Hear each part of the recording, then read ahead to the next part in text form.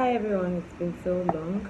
Today I am back with another video, and today we'll be doing a crime thriller video, something like that. And today we'll be discussing the woman who killed her two sons. Yes, you heard me right. This woman, Susan Smith, killed two sons, and the way she killed them is unbelievable. It's totally unbelievable. But before we go on, don't forget to refer your friends to this channel. Let them come and enjoy what you're enjoying. Okay, let's move on. So this woman, she killed her children by putting them in a car, strapping them to the car seats, putting the car in drive, and just letting the car roll into the lake. The name of the lake is John D. Lake in South Carolina. The town where this happened is a very small town where everybody knows each other. Let me put it like that. Everybody knows each other, and sit along with me. Get ready to enjoy this story. Okay, Susan Smith and her husband David, they got married quite early. Got married young while she was pregnant with her first son Michael. She was 2 months pregnant with her first son when they got married. Then those kind of situations where people get married because of the baby. So she and her husband have been having off and on. They break up, they make up, they break up, they make up, stuff like that. Susan became a secretary in Conzo. Conzo is a company that was quite popular in the 90s, which is when this happened in 1994. So she became a secretary there, and it didn't take her long to become a secretary directly, like direct secretary to her boss. Yeah, her boss at the top. His name was Carrie. Yeah, Carrie. Yeah, she became the secretary to him, and the good life. So this was when she met his son, boss, and his name is Tom Findlay. The father's name is Carrie Findlay, and his name is Tom Findlay. So she became his secretary, and he was the catch of the time. He said he was 27 years old, had a lot of money, he was handsome, and every woman's dream. So she caught his eye, like he actually liked her, and they began a relationship. But the relationship was not so different to what she had with her husband, off and on as usual. Susan, this woman is a nut job, like a total nut job, and the story gets more surprising as you listen more. So this woman was juggling her boyfriend and her husband, going off and on with both of them, and also having a relationship with her stepfather. Her stepfather's name was Beverly Russell. Yeah, also having a relationship with her stepfather while having a relationship with both her husband and Tom Findlay. Yes, yes, it's surprising, right? Hold on. While she was in a relationship with Tom Findlay, they were at his house having a jacuzzi party and all, and Tom caught her kissing the husband of one of her co-workers, like totally crazy. Like he caught her kissing the husband of the co-worker, and that was when he just lost it and decided to end the relationship. Like he ended the relationship. So fast forward to a Monday morning, Susan dropped off a card at his house, and she was like, "You're the only man I want to spend the rest of my life with." Those cheesy stuff, like just giving him like the full package, telling him or showing him rather that she will be a good wife material. But Tom had something else in mind. He wrote a letter back to her, and he explained that any man would be lucky to have her, but not him. Because one, he does not want children, and he also did not fail to mention that he is rich and she is poor. So it can't work.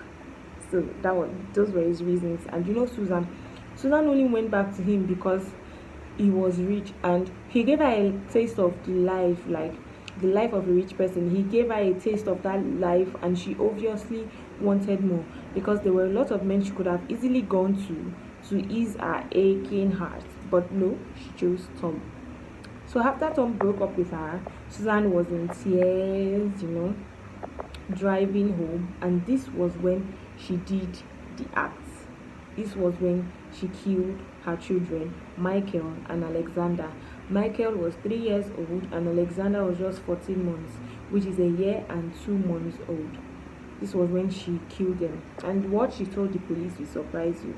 So, fast forward to when the police heard about it and decided asking her questions. She told them that it was a random black dude that threatened her with a gun and told her that he couldn't be bothered to wait for her to drive out or to get her kids out of the car.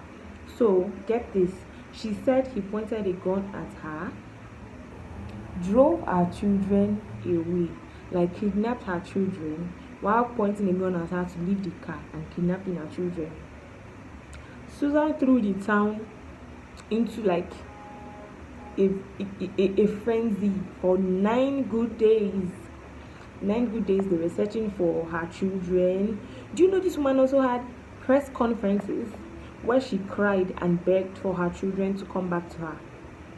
I kid you not. She had press conferences where she was crying, begging for whoever took her child to bring her child to her. The most surprising thing is that she was even able to come up with a sketch. She was able to give the police a description of a black man who allegedly kidnapped her kids. So, where the things started getting, suspicious and all, the police started suspecting her was the fact that the first thing that ticked them off was when she was, giving the description of the guy. When she was giving the description of the guy, she was like really vague. At first, she started off like really precise and she knew exactly what she was going to say, but later on she began to like act really vague and give vague descriptions that didn't really match anybody. Yeah, descriptions that didn't really match anybody. Like she began to give those descriptions, and it was somehow that was the first thing that ticked the police off. The second thing was the press conference which they held, and Susan was crying without any tears. She was crying, but no tears were coming out. No tears was coming out of her eyes. Sorry, I'm smiling because it's funny. Because why would you even do that kind of thing and you still have the money? Second thing the police used to identify that what she was saying or all her actions were just lies and made up was that she said that there was a red light. And mind you, this is a small town. So she said there was a red light and her car was the only car on the road at that particular time. And in such a small town, it is impossible for there to be a red light when it is only your car. When it is only your car on the road. So the light would have been green at those points. The light would have been green. So there was no reason for anybody to even think of attacking her because there was no red light in the first place. So the reason she gave for the attack was just totally fake. The second reason was that she failed a polygraph test. Like she just failed the test completely.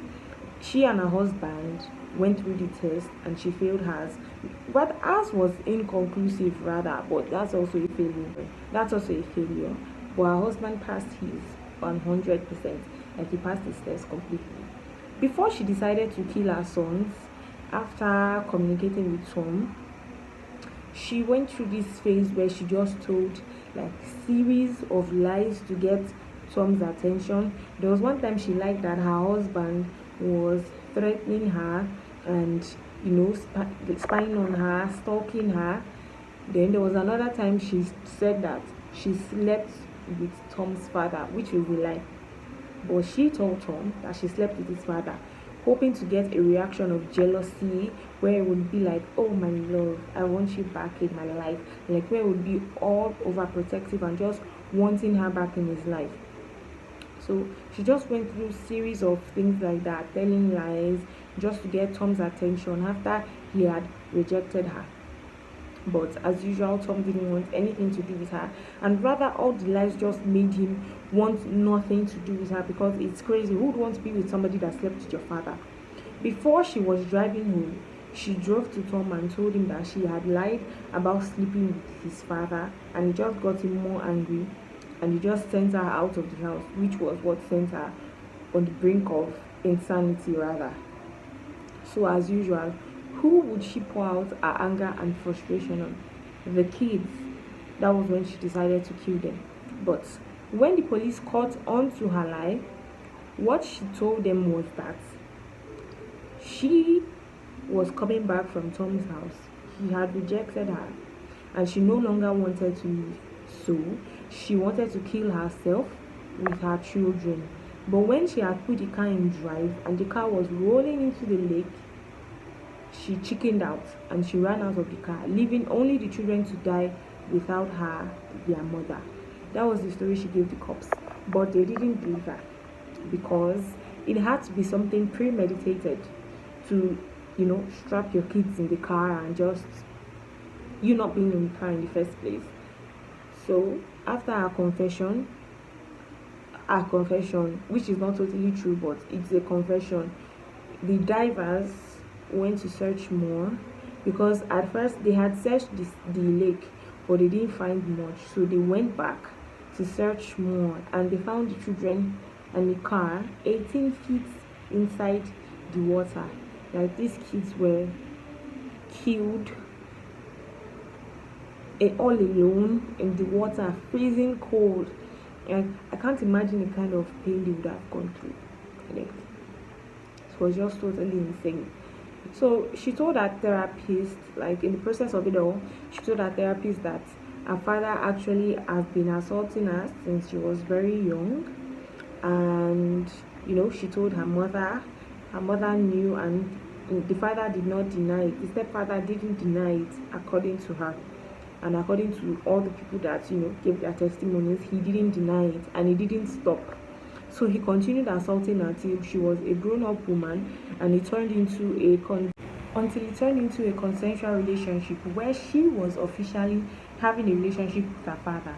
After the truth came out, her mother divorced her stepfather because it was no longer a family secret and there was no reason to stay married. David left town and remarried. He now has 2 daughters. Tom also left town. Even Tom's father, Carrie, left town, sold the company and left town. Everybody just left. So that is the story of the woman who killed her 2 children because she could not stand the fact that the man she loved didn't want anything to do with her. Hope you enjoyed this story. Do have a wonderful week ahead. Don't forget to refer your friends to this YouTube channel to check out more videos on crime and maybe other things. Have a wonderful one. Bye.